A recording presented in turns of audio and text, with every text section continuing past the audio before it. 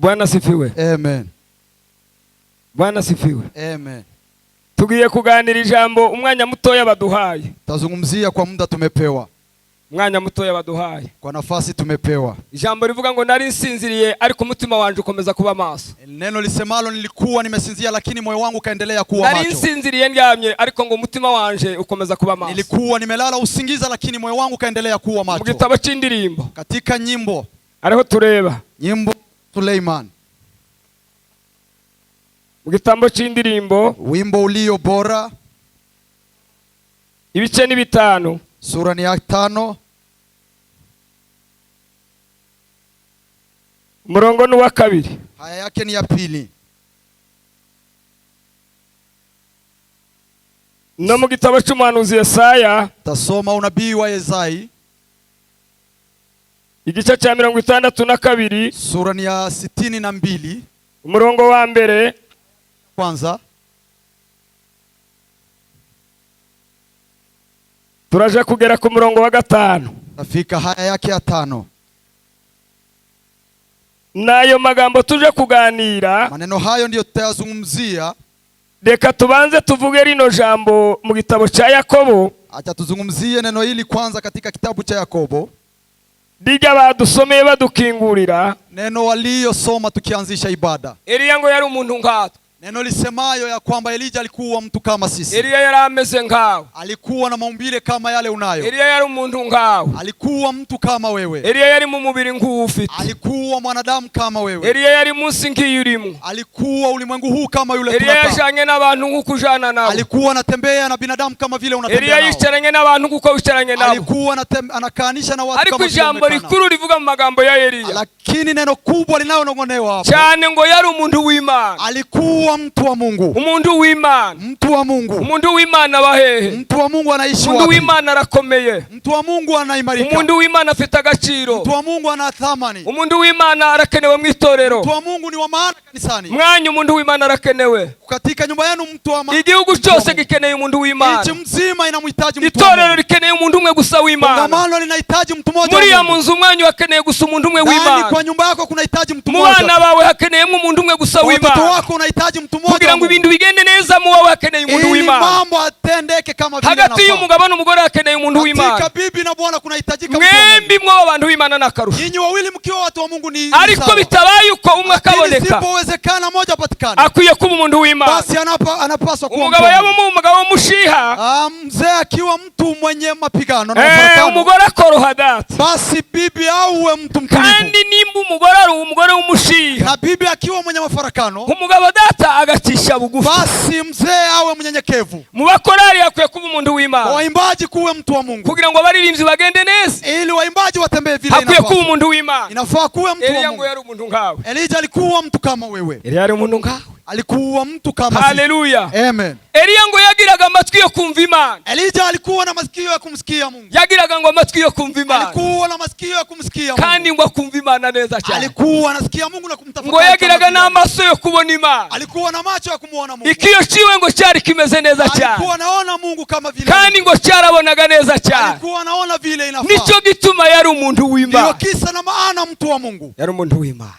Alikuwa mtu wa Mungu. Yagiraga ikiyo ciza c'Imana. Alikuwa na maono ya Mungu. Yari inshuti y'Imana. Alikuwa rafiki wa karibu na Mungu. Yagiraga ubutayu ku musozi wa Karmeli. Alikuwa na jangwa katika mlima. Ngo aho niho habaga connection nziza iwe n'Imana. Karmeli hapo ndipo palikuwa patanisho lake. Wakaganira n'Imana. Alikuwa anaongoza akavugana n'Imana. Alikuwa anaona Mungu. Imana ikamwereka iby'abantu. Na Mungu alikuwa anamuonesha. Imana ikamwereka iby'ijuru. Alikuwa anamuonesha mbinguni. Imana ikamukumbuza ijuru. Alikuwa anamuonesha mbinguni. Cyatumye adapfa. Basi ndicho kilisababisha. Wari murwa jana mu ijuru. Akahamishwa kuelekea mbinguni. Imana iramukunda cyane. Mungu akampenda sana. Ngo abisi ntibakakuririre. Ili wa ulimwengu wasikulilie. Uzojane na serwakira. Na wewe upelekwe na upepo. Haleluya. Amen.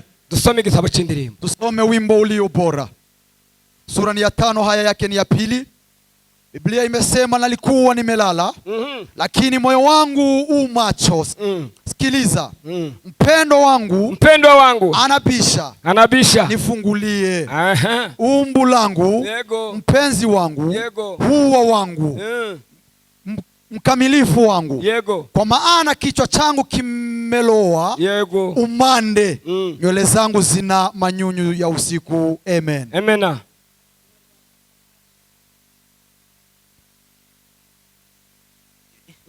aravuze ngo nari nsinziriye ariko umutima wanje uba maso numva ijwi ry'umukunzi wanje akomanga aramutse ati hingurira mushiki wanje umukunzi wanje utagira inenge numa yanje kuko umutwe wanje batonzweho n'ikime n'umusatsi wanje urimo ibitonyanga bya nijoro. Amen. Amen.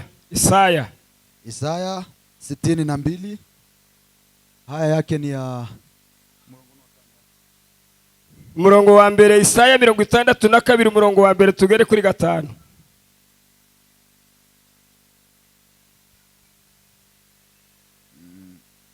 naingia yego kora 62 rimwe.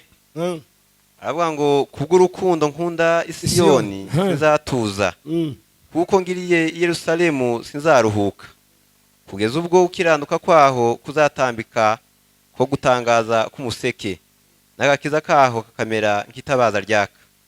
Nuko amahanga azabona gukiranuka kwawe n'abami bose bazabona icubahiro cyawe maze uzitwa izina risha rihimbwe n'Uwiteka. Yego. Kandi uzaba ikamba ry'ubwiza riri mu ntoki z'Uwiteka. Amina. N'igisingo c'ubwami Yego. kiri mu ntoki z'Imana yawe. Tuzongera kwitwa intabwa n'igihugu cyawe ntikizongera kwitwa umwirare. Yego. Mwirare. Ahubwo uzitwa inkundwakazi. Yego. Igihugu cyawe kizitwa washingiwe. Kuko Uwiteka akwishimiye kandi igihugu cyawe kizashingirwa. Kuko umusore arongora umukobwa niko abahungu bawe bazakurongora. Kandi nkuko umukwe anezererwa umugeni niko Imana yawe izakunezererwa. Amen. Kwa ajili ya Sayuni sitanyamaza na kwa ajili ya Yerusalemu sitatulia hata haki yake itakapotokea kama mwangaza na wokovu wake kama taa iwakayo. Na mataifa wataiona haki yako na wafalme wote wataona utukufu wako.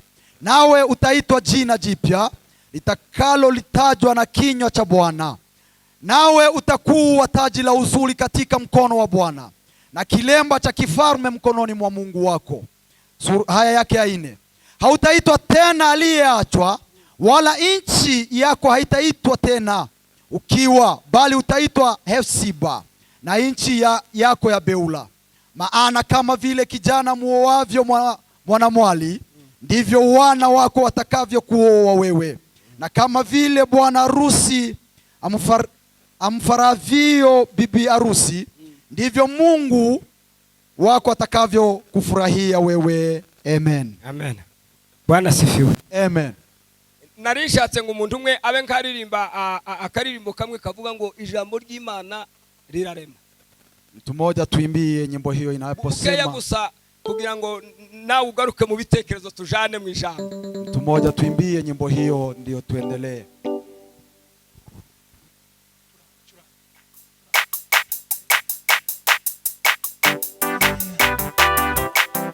Ntabwarumu ntongwibeshe nivuze kirabikora rurema niryo zina rye ijambo rye rirarema jambo ry'Imana rirarema ntabwarumu ntongwibeshe nivuze irabikora rurema niryo zina rye ijambo rye rirarema jambo ry'Imana rirarema ijambo rye rirarema.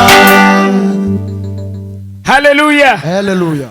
Hallelujah. Hallelujah. Iki gitabo cy'indirimbo, kitabu hiki cha wimbo ulio bora kiza kivuga hejuru y'umukwe n'umugeni. Huwa kinaongea kuhusu bibi harusi na bwana harusi. Iki gitabo cy'indirimbo, nyimbo hizi zilio bora kiza gitegura itorero ry'Imana. Huwa inamwandaa kanisa la Mungu. Iki gitabo cy'indirimbo, nyimbo hizi kiza kivuga kuko itorero ari umugeni wa Kristo. Kinasema ya kwamba kanisa ni bibi harusi wa kandi Kristo nawe akaba umukwe w'itorero. Na Kristo ni bwana harusi. Hallelujah. Amen. Hallelujah. Amen. Hallelujah. Amen. haleluya, Amen. haleluya. Amen. Bibiliya yatubwiye ngo Biblia nari nsinziriye, nilikuwa nimesinzia usingizi. nari ndyamye, Nilikuwa nimelala. nari ndyamye, Nilikuwa nimelala. ariko umutima wanjye, Lakini moyo wangu. umutima wanjye Lakini moyo wangu komeza kuba maso, kaendelea kuwa macho. komeza kuba maso, Kaendelea kuwa macho. komeza kuba maso. Kaendelea kuwa macho. Ese uraryamye, Je, umelala? urasinziriye, Je, umesinzia? uri maso? Je, uko macho? Umukwe yoza wogenda, Bwana harusi anapokuja unaweza enda? yogenda, Anaweza enda? ese wogenda, Unaweza enda? wogenda usutyo, Unaweza enda kama vile ulivyo. nukusa wogenda. Vile unafanana unaweza enda? Hari aho dukoze, Je, kuna mahali tumegusa? turahakoze.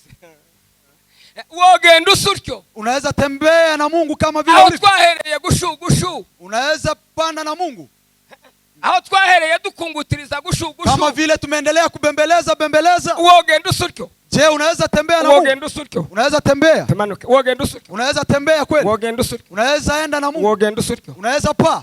wogenda umeze utyo, Unaweza paa Kristo akija? woja umeze utyo, Unaweza enda mahali kweli? wokwinjira ye, Unaweza ingia mahali? wokwinjirana n'umukwe, Unaweza ingia na bwana harusi? umukwe yoza mwojana, Unaweza ingia na bwana harusi? umukwe yoza Bwana mwojana. harusi akija unaweza ingia Jambo naye? ry'Imana rirarema, Neno la Mungu linaumba. jambo ry'Imana jewe sinzariheba, nanjewe sinzariheba. Ai, jambo we jewe sinzariheba we, Jambo ry'Imana jewe sinzariheba.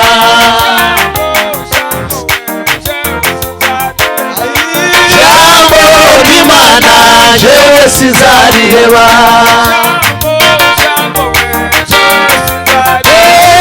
Jambo ry'Imana jewe sinzariheba. Haleluya, Amen. haleluya. Amen. Wojana n'umukwe, Unaweza enda na wokwinjirana n'umukwe, unaweza ingia na bwana harusi. wosohokana n'umukwe. Unaweza toka naye. Dore ko mukunda kuvuga ngo musohoke, Kama vile mnasema mwende out. ese wosohokana Unaweza n'umukwe, enda out na bwana harusi. umukwe n'umugeni Kama mwosohokana, vile bwana harusi. aho mwokwinjirana n'umukwe, Unaweza enda naye. nukusa, Na vile unafanana. nukuteye, Na vile unakaa. niyo mvugo Na yawe, vile unaongea. niyo sura Na yawe, vile unakaa. nizo ngeso zawe, Na zile tabia niyo zako. mirimo Na yawe, zile nyenendo zako. nukusa ugenda, Na vile unatembea. Na nukuteye, vile unakaa. wogenda. Unaweza enda. Haleluya, Amen. haleluya, Hallelujah. haleluya, Hallelujah. haleluya, Hallelujah. wogenda, Unaweza enda. wigiza sakigire, Kama vile wigiza uko ushaka, umejifanya wambara uko ushaka, Unaweza vaa vile usokoza unafanya. uko ushaka, Unaweza chonga nywele ugenda zako. ingendo ushaka, Unaweza kuja vile wokwinjirana n'umukwe, Unaweza ingia na bwana harusi. wokwinjirana n'umukwe, Unaweza ingia na bwana harusi.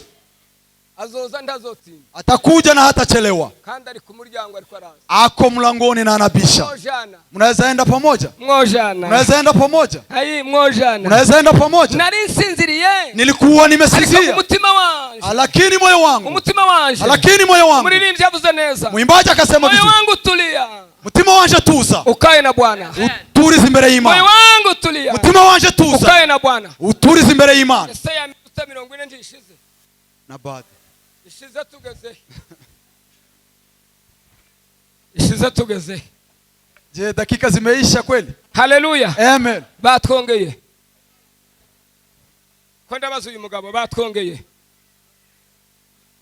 banaongeza.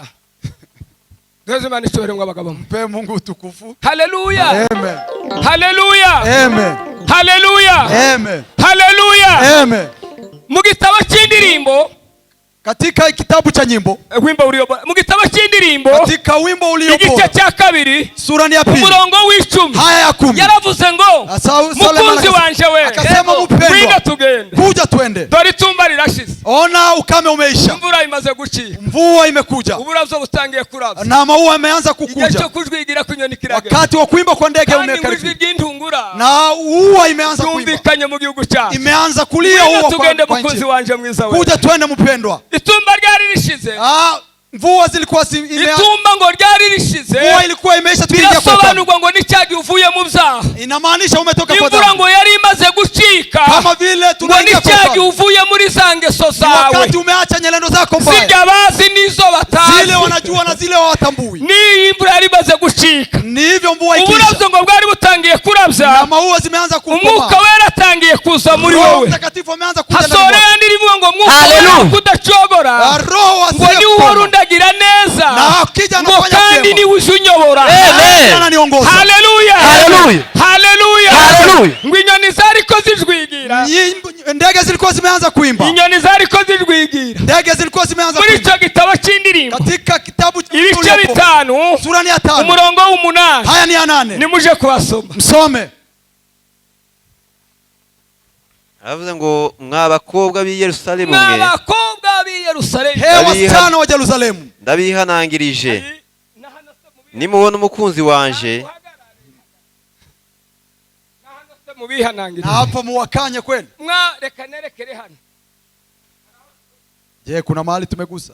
mwa bakobwa b'i Yerusalemu mwe, Nyinyi wasichana wa Yerusalemu, ndabihanangiriza, ninawakanya, ndabinginga cyane, ninawasi, ndabingiza mwa bakobwa b'i Yerusalemu. ninawasi wasichana wa Yerusalemu. Abo bamukristo bari bageze mu gihugu cyitwa Beura, Wakati Mkristo alikuwa amefika katika nchi ya sobanurwa Beura, ngo nuwashingiwe, ilikuwa inamaanisha aliyeunganishwa ndoa. klima yari yabaye, changement de klima yari yabaye, Ubadiliko wa mawingu ulikuwa ngo umekuwa. wageze muri Beura, Walipofika Beura, mukristo ngo arwara indwara yiswa ngo Kristo numunezero, akagonjeka furaha, abwira mugenzi we, akamwambia mwenzio, ayi ndarwaye we, akamwambia mimi ni mgonjwa. waba atasurwaye iki we, Akamuuliza umegonjeka nini? ni wa musonga se wo muri Kenya, Akamuuliza je, ni atoye pneumonia? n'umunezero we, Akamwambia hapana, ni asore furaha. yandirimba ivuga ngo Akaimba nyimbo mbega isemayo, umunezero uzaba mu ijuru, je, mbega itorero ry'Imana ryagiye mu ijuru, furaha itakapokuwa mbinguni, abamarayika wakati bawe baririmba mu ijuru, malaika wakiimba mbinguni, ayi impundu zizavuga we. vigelegele zitalia. abo bakobwa b'i Yerusalemu Wasichana wa Yerusalemu barababwira ngo yemwe mwabagabo mwe, akawaambia, gituma nyinyi mutwihanangiriza mutyo, ni kwa nini uwo mnatukanya? mukunzi wanyu ararusha abandi iki? Je, huyo mpendo wenu ni ana nini? bamuvuze neza cyane. Wakamsema vizuri. Dore abiki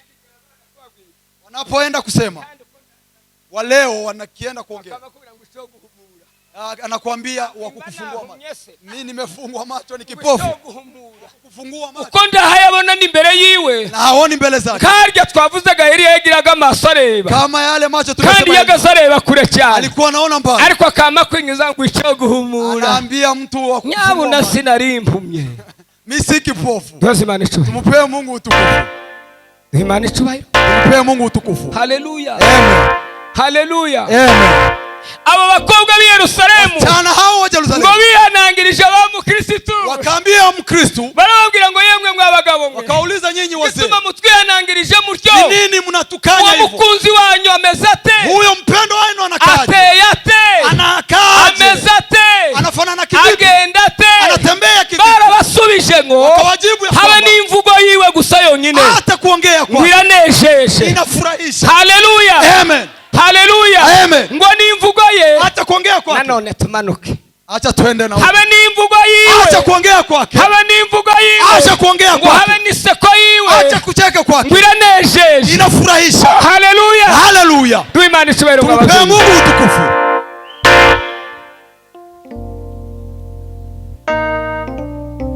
Haleluya, Haleluya, haleluya. haleluya. ngo baramubajije Wakamswali, ngo ese yitwa nde, je, anaitwa nani? ni umuhungu wawe, Ni wa kutoka familia gani? umuhungu wawe wa mukunzi wawe. Huyo mpendo wako ni kutoka familia gani? Arababwira ngo ntimumuzi, Akawaambia nyinyi hammtambui, kuko abataramumenya, kwa sababu wale hawajamgundua, abataramumenya wale hawajamjua, ntibomumenya nyine. hawawezi kumjua bado. Ariko reka mubabwire, Acha niwaambie kidogo, izina ryiwe yitwa nde, jina lake anaitwa nani? izina ryiwe yitwa nde, Jina lake anaitwa nani? ni umuhungu w'abaki, Ni kutoka familia gani ama klani gani? ise ninde, Babake ni nani? iwabo ni hehe, Kwao ni wapi? uramuzi neza? Je, unamjua? ngo ntibamwise irindi zina ritari iryiwe, Hawakumtaja kwa jina dore ko lingine. mwagize utuzina twinshi Nyinyi ahangaha, mna majina mengi tofauti, mukazana n'utundi ngo tw'udusirino, unaleta zingine hata za ariko bo kupanga. bavuze amazina yiwe. Lakini wao walisema jina lake, Yaravuze ngo ni mwiza nka Tiruza, wakasema ni wararimba nka Yerusalemu, ni mzuri kama wateye Yerusalemu. ubwoba nk'igitero cy'ingabo, Yeye ni wakufisha ni kama inyama ibwira utabanda inzovu, yeye ni kandi ngo kama ni watu wa umutoni maelfu. wamubyaye, ngo ni n'ikinege cya nyina, ngo arasa n'imbyino z'i Moabu, ngo kandi ameze nk'imonahimu. Yeye ni mtoto wa Haleluya. kipekee wa mama yake na Twese anafanana Imana kama icubahiro. baba. Haleluya, Amen, haleluya, amen, haleluya. amen. Ni nk'imbyino z'i Moabu. Ni kama wa uweusi wa Moabu. Muzamubona imbyino zaha, Mnaona mchezo wa Moabu, muzamubona za mbyino zaha mnaona vile hapa wanacheza zitameze nk'aba bakobwa bo kwa Filipo. kama wale wasichana wa kwao Filipo. Reka mpamagara abakobwa bo kwa Filipo bahana. Acha niite wasichana wa kwa Filipo. Ese hano harya ni hehe? Aha, ni muri freshman. Kitengela. Kitengela. Reka mpamagara abakobwa ba Kitengela. Acha ni waite wasichana wa Kitengela. Ndebe ko bameze nk'abakobwa bo kwa Filipo. Tuone kama wanakaa wasichana wa kwa kina Filipo. Filipo. Kuna mtu anaitwa Filipo hapa? Ariko ko turavuga Filipo muri Biblia. Lakini tunaongelea Filipo wa Biblia. Tugira ngo ni wewe Filipo hano. Si wewe tunaongelea Filipo. Tuvugira Filipo muri Biblia. Tunaongelea yule aliyandiko za Paulo. Katika waraka wa Paulo. Muri rwandiko rwa Paulo. Katika waraka wa Paulo. Igice cha 21. Sura ya 21. Were ku murongo wa 3. Haya yake ya 3. Filipo ngo yari umudiyakoni mwiza cyane. Alikuwa dikoni mzuri sana. Hako barabyigana ngo bose baba pastor. Hapa wote wanapigania kuwa mapastor. Alikuwa ngo yari umudiyakoni mwiza cyane. Filipo alikuwa mdikoni. Kandi wakoraga umurimo w'ubudiyakoni. Alikuwa anafanya udikoni vizuri sana. Filipo ngo aje gusenga. Alipoomba. Aravuga ngo akasema ya kwamba uzampeze umukobwa mwiza. Akasema ye baba unipe msichana mzuri. Utazagira umushiha. Yule asiye na mafarakano. Uzabona ba Paulo baje. Unapoona wakina Paulo wakija. Azabiyegereza. Akuwa na wakaribisha. Azachumbikire ba Paulo neza. Awakaribisha vizuri. Alipomleta akamleta kama anayemkaa. Filipo n'umugore ngo barasaba barasenga. Filipo na bibi yake wakasenga. Urugaga rwa Filipo rurubatse neza cyane. Boma yake ikajengeka. Rurubatse neza cyane. Ikajengeka vizuri. Ngo umana uzampereza abana. Unipe watoto. Abana. Watoto. Batameze nk'abakobwa baho. Wasipo kama wasichana wa. Ndareba hangaha. Ninaangalia huku siangalia. Abakobwa baho. Wasichana wa hapa. Ndareba hangaha. Naangalia huku. Ariko n'abakobwa baho. Lakini wasichana wa huku. Abakobwa baho. Wasichana wa hapa. Abakobwa baho. Wasichana wa hapa. Bameze nk'abo kwa Filipo. Hawakae kama wakina Filipo. Igituma batameze nk'abo kwa Filipo. Kisa na maana wasimfana. Iriya kwa base. Huko kwa mababu zao. N'abanyina. Na kwa mama zao. Tahano. Hakuna kukanywa. Haraho ngoze. Je, kuna mahali nimegusa? Cyangwa se mu matorero. Kwa kanisa. Acha tuongee.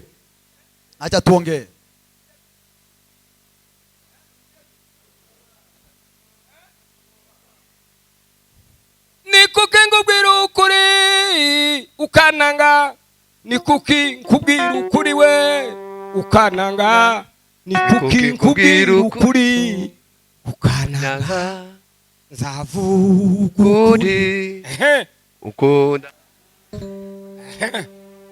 ukuri.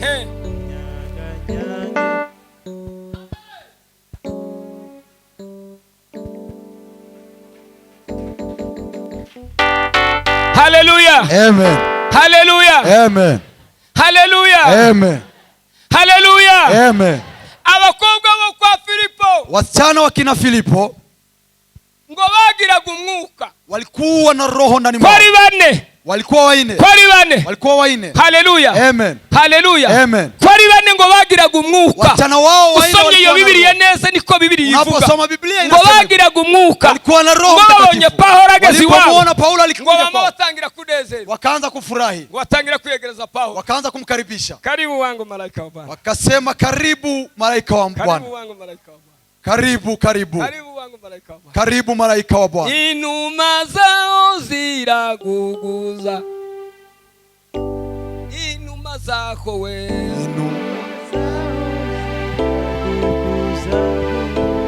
Mukristo ngo bageze muri Beura. Akina Mukristo alipofika Beura. Ngo bumvise za nyoni zariko zijwigira. Wakasikia ndege zikilia. Ngo n'inuma zihaziguguza. Na wakasikia huwa zikiua. Inyoni ngo zariko zijwigira. Ndege zikilia. Ni twa turirimbo two mu mwuka. Ni zile nyimbo za kiroho. Tw'abakobwa bo kwa Filipo. Wasichana wa kina Filipo. Tw'abagore ba Kitengela.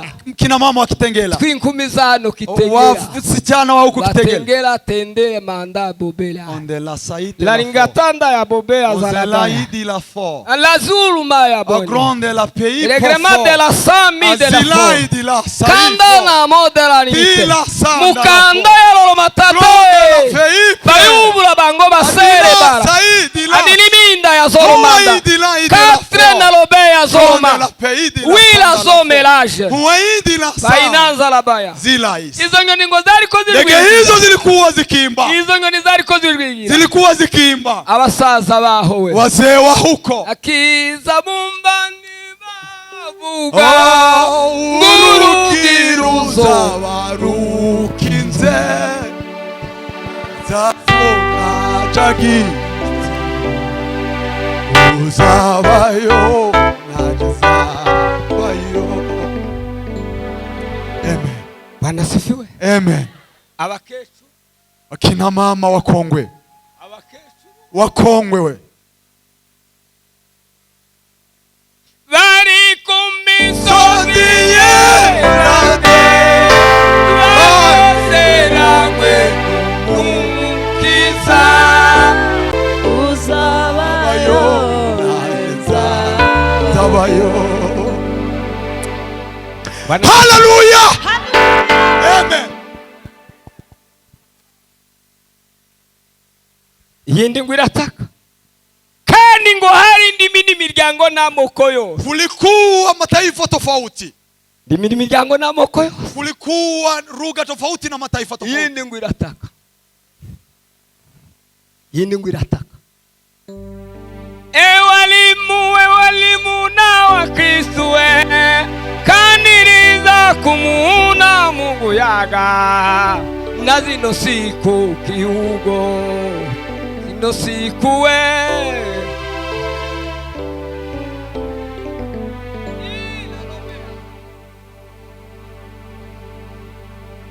na mwitu shegereza yabasigale nyuma na tusibi tuhike tusimire.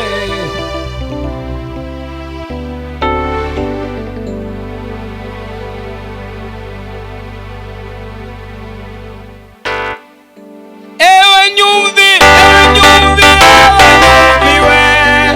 izo nyumvi zigayigulwa iya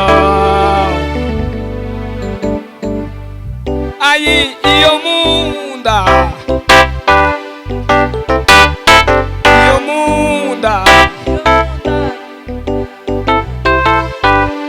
Hallelujah. Hallelujah.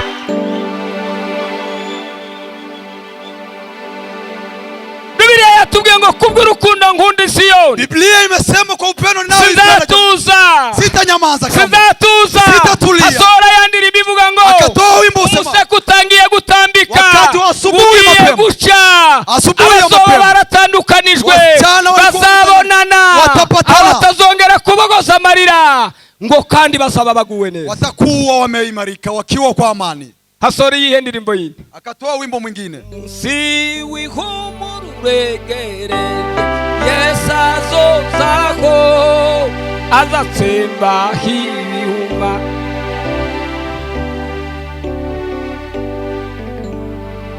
umuseke utangiye gutambika bugiye guca umuseke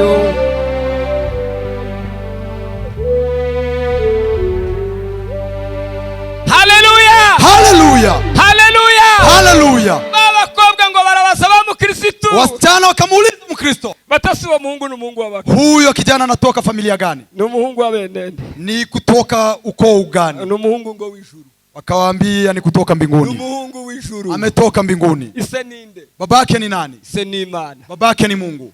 Yarize se? Amesoma. Yarize se? Je, amesoma? Yize mwuga ki? Amesoma wapi? Amesoma kazi gani? Yize mwuga ki? Amesomea kazi gani? N'umwubatsi.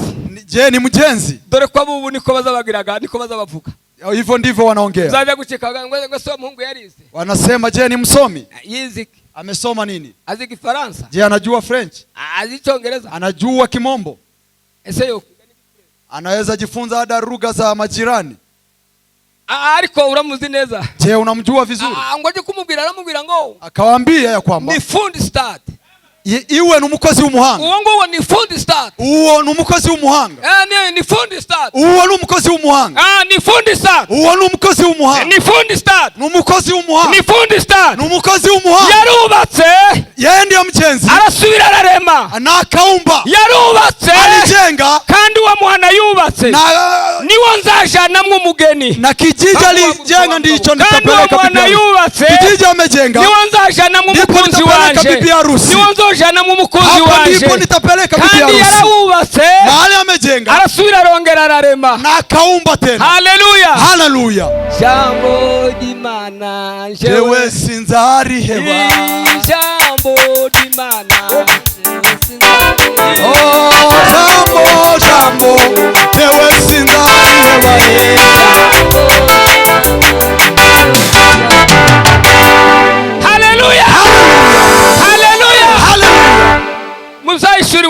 katika Ufunuo wa Yohana igice cya 21 sura ya 21 umurongo wa 18 haya 18. mutusomera aho ngaho, Msome hapo ibyahishuriwe Yohana Ufunuo wa Yohana 21 igice cya 21 umurongo wa 18 haya yake 18. wumva uko yubatse uwo muhana. Sikie vile amejenga kijiji hicho.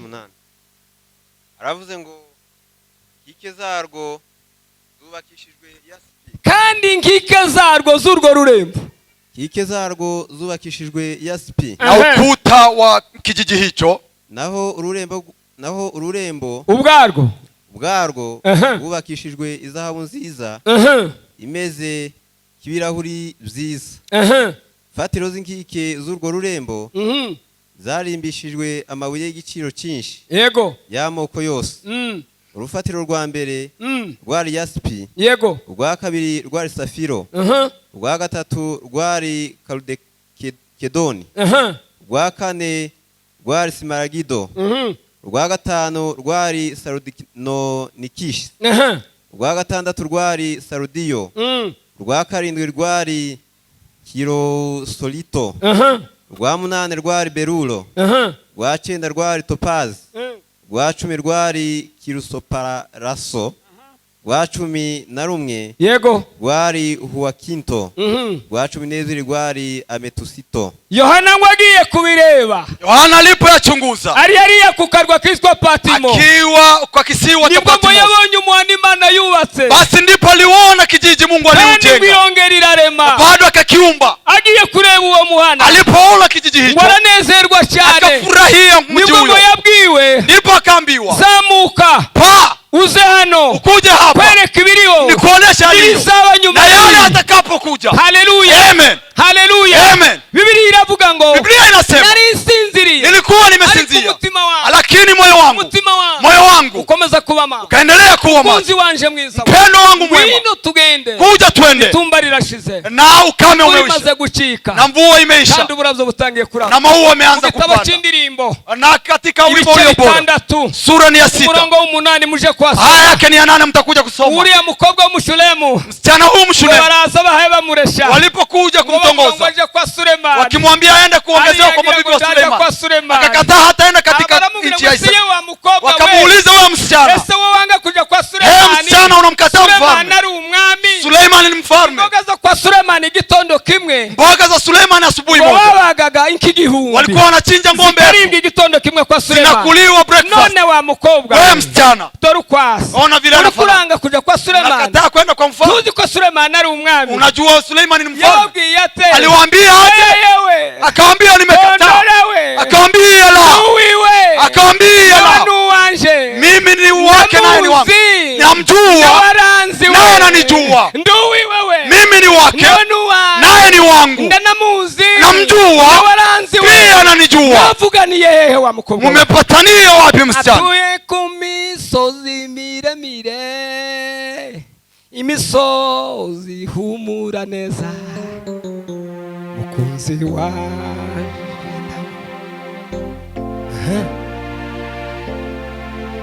warakunda, atuye imisozi miremire, imisozi. Haleluya, haleluya, haleluya, haleluya. Nao ndio mwavuganiye nawe, hapo ndipo mliongelea naye, nao ndio mwaganiriye ibiganiro, hapo ndio mliongea. Arababwira ngo, akawaambia nuwe niwe twavuganye, huyo ndiye tumezungumza, nuwiwe nawe nuwanje, ni wangu nami ni wake, aranzi nanje ndamuzi, namjua naye ananijua, kandi twaramenyanye nawe, na tumejuana vizuri, twaramenyanye neza cyane, tumejuana sawa sawa, sinamuhemukira, siwezi kumdhulumu. Hata waleo wasichana waleo wenye wanakaa huku rendezvous, akama aririmbaga ite rendezvous na Yesu, ite rendezvous na wanaimba ya kwamba wana appointment na Yesu. Ite rendezvous we na ya hehe appointment gani unaye na Yesu? Ya hehe appointment gani? ite rendezvous na Yesu. appointment gani unaye? Ite rendezvous we na Yesu. Ariko we yaravuze ngo nduwiwe, yeye akasema ni wake, nduwiwe, mimi ni wake naye ni wangu, ndamuzi, namjua pia naye ananifahamu.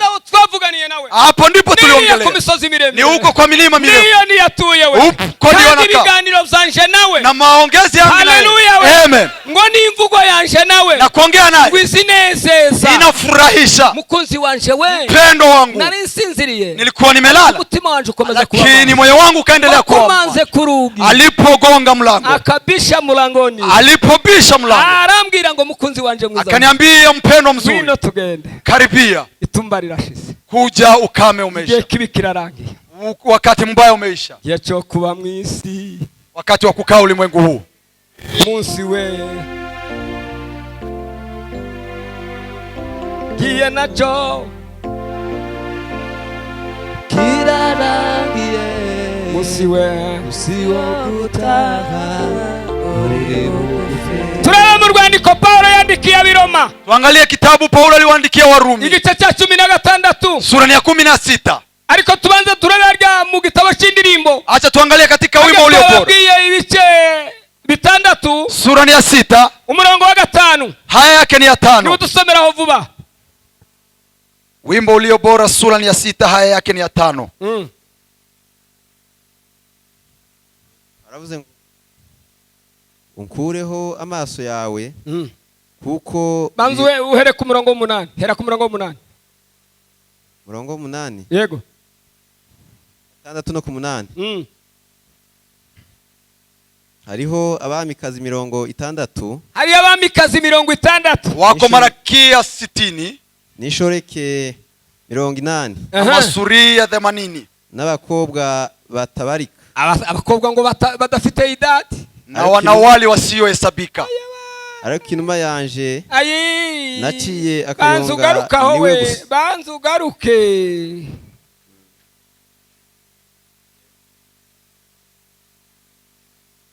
Usubire ku 8 we.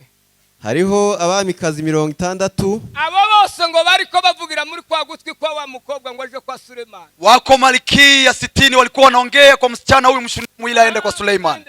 Nishoreke 80. Nishoreke za zindi zidafite idadi. Na masumuria yale hayesabiki. N'abakobwa batabarika. Pia na wanawali wenye idadi yao hayesabiki. Hawahesabiki.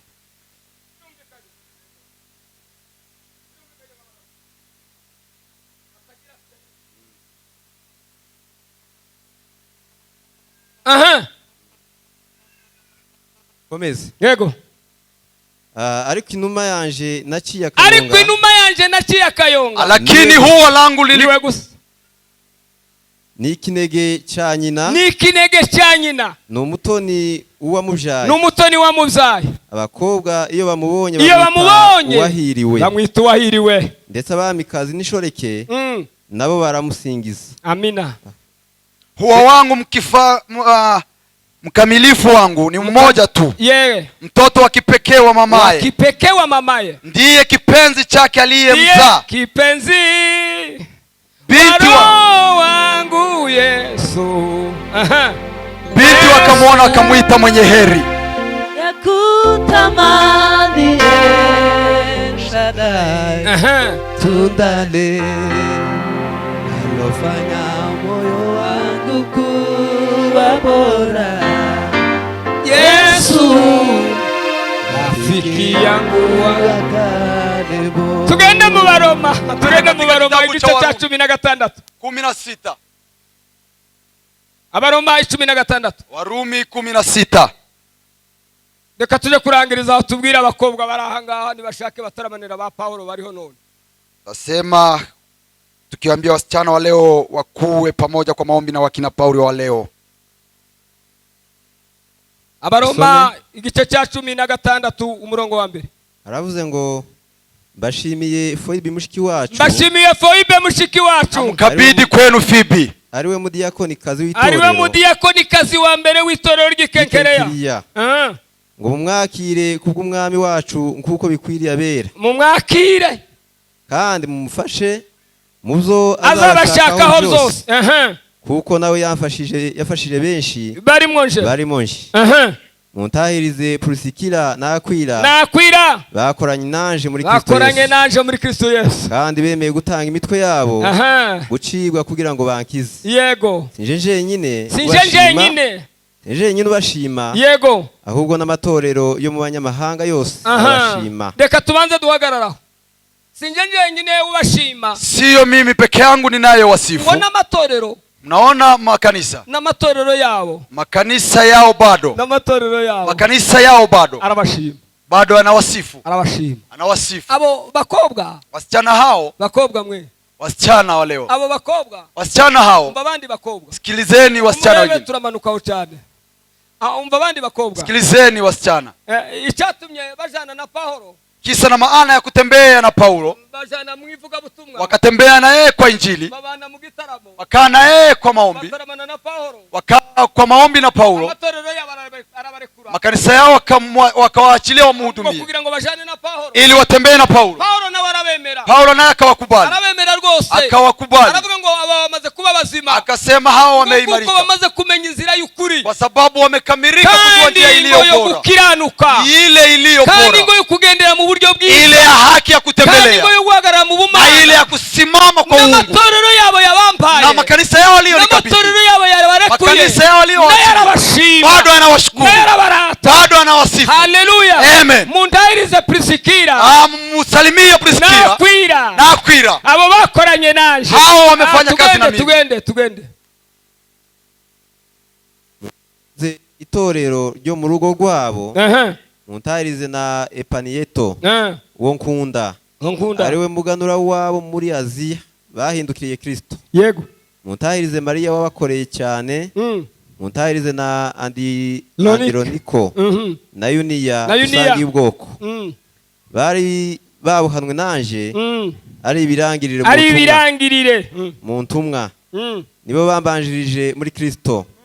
Muntahirize Ampliato uwo nkunda mu mwami wacu. Yego. Muntahirize Urubano ukorana natwe muri Kristo. Yego. Na Staku uwo nkunda. Muntahirize Aperi wemewe muri Kristo.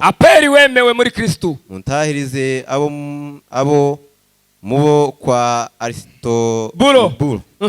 Muntahirize Herodiyoni. Yego. Usangiye ubwoko. Yego. Muntahirize abo mubo kwa Narukiso, bari mu mwami wacu. Muntahirize Tirufayina na Tirufoso, bakorera mu mwami wacu. Yego. Muntahirize Perusi ukundwa. Naho turangiriza aho ngaho. Nimba Perusi ari hano mbabarire. Kama kuna Persis hapa anisamehe. Ngo ba Perusi ni benshanga, ariko turavuga Perusi wajanye na Paulo. Tunaongelea Persis yule aliyetembea na Paulo. Muntahirize na Perusi. Msalimie Perusi. Kuna mahali nimegusa. Mimi nimeongea Persis, na tumemsoma katika Biblia, na alikuwa akitembea na Paulo, na walikuwa akifanya kazi na Paulo. Nitamuongea aliyeongelewa.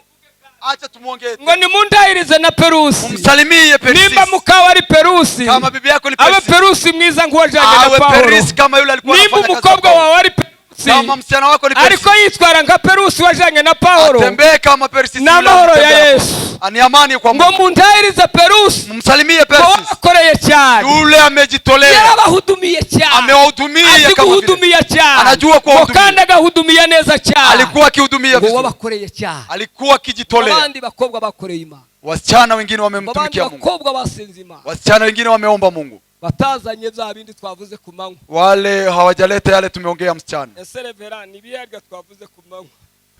Twavuze ngo Nebukadinezari ngo amaze kugira agapano kiwe n'Imana ngo adaheze Imana icubahiro, gadaraga abagabo bamwe hano ndababwira ngo baheze Imana icubahiro bayamanure. Nimuyazamure duheze Imana icubahiro. Pe Mungu utukufu. Dore nkuriye. Akuriye we ndari hano ngo duheze Imana icubahiro. Icyo ngo Nebukadinezari n'Imana ngo nukuta yiyeze icubahiro. Nebukadinezari kila alikosania na Mungu ni kutompea utukufu. Tumupee Mungu utukufu na mikono zetu mbili. Haleluya. Haleluya. Uriya we ko yunamye. Tuwezi Imana icubahiro mwabavyeyi. Tumupee Mungu utukufu wazazi. Wakuabudiwa, wakuheshimiwa ni wewe Mungu. Wakuabudiwa, wakuheshimiwa ni wewe Mungu. kupewa sifa na utukufu ni wewe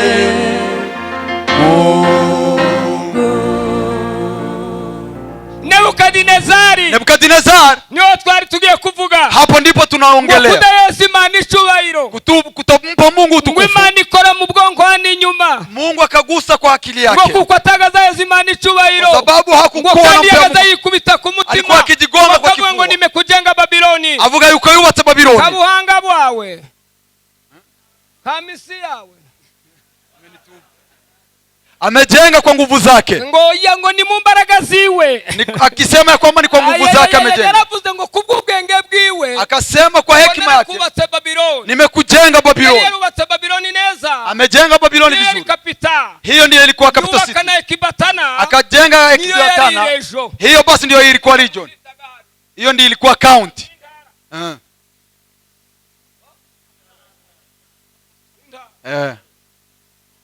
Ngo yubaka n'ikiraro cyari gitandukanije Babiloni na Ekbatana, akaweka daraja la kutofuatanisha Babiloni muri Babiloni. Akasema nikipigo liko Babiloni nitakunja nienda Babiloni, ninzaba niriwe muri Ekbatana, nikiwa Ekbatana ndagikunjura nje muri Babiloni, basi nitafungua nije Babiloni. Yikubita ku mutima, akajigonga kifuani, ngo nimekujenga Babiloni. Akasema ya kwamba yubatse Babiloni. Mungu akahuzunika, ndiyagazaheza Imana icyubahiro. Mtu usipompa utukufu, wanaposema wape Mungu utukufu, abatize nibo bazi kuyamanika, wale wajasoma ndio wanajua lakini sisi tulio wasomi tunaweka hapa karibu na masikio, karibu afunge masikio. Imani ikunda kalite, Mungu anapenda uzuri, hapendi wingi. Turi kumwe. Haleluya, amen. Haleluya, amen. Maze ngo Imana irarakara, Mungu akahuzunika. Ngo irakare, alipohuzunika ngo yakoze hano mu bwonko, akagusa kwa ubwenge ngo burashira. Mu gitabo cya Danieli, katika kitabu cha Danieli ibice 4 sura ya 4 umurongo wa 10:31 aya ya 31 yovuga ayo magambo, wanaongelewa maneno hayo. Ubwenge burashira, akapoteza fahamu, ngo yamye asohoka mu nzu muwe, akatoka kwa nyumba, aragenda akaenda ndaje kugera ku ijambo. Alipofika kwa ngo tuvuge ukuri buri kino gihe cyane, nimesema tuongee ukweli kwa Mungu. Amen. Haleluya, amen. Ngo akaenda ngo bazana Danieli, wakamleta Danieli, Mungu Muyuda, mtoto Kiyahudi, kijana Myahudi, kijana Myahudi, kijana Mnyamulenge, kijana Mnyamulenge aliyejibeba kama vile yule anaomba vizuri, utarashira imbaraga z'umutima, yule hajamaliziwa nguvu, kumare imbaraga z'umutima, ariko ibihe ntibaka kumare imbaraga z'umutima. abikigiye bazabagira gutewe, waleo wanafanana kivipi? Reka nambure kiratu, acha nitoe kiatu, akukora kuri witemba, gusa kinanda anacheza.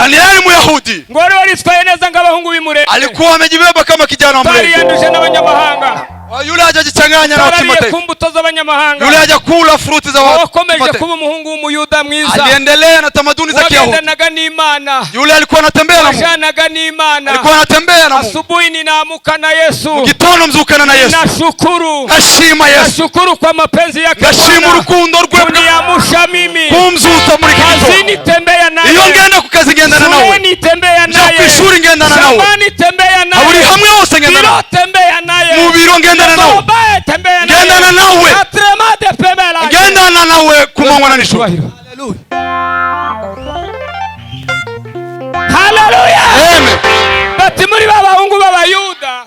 Kwao vijana wa Wayahudi. Harimo umuhungu. Kuna kijana moja. Wuzuye umwuka w'Imana. Amejaa roho wa Mungu. Yoshobora kugusobanurira. Anaweza kutafsiri. Yo kubwira ibyawe. Anaweza kufafanua. Abantu basigaye birukanka ngo bababwire ibyawe. Watu wao wanakimbia waambiwe yao. Cyo wayobewe wewe nyirabyo. Wewe yale umeshindwa mwenyewe. Urusha kubikubwira. Nani atakuambia? Ariko Danieli. Lakini Danieli. Danieli we. Lakini Danieli. Niwizeri Imana yawe uzamera.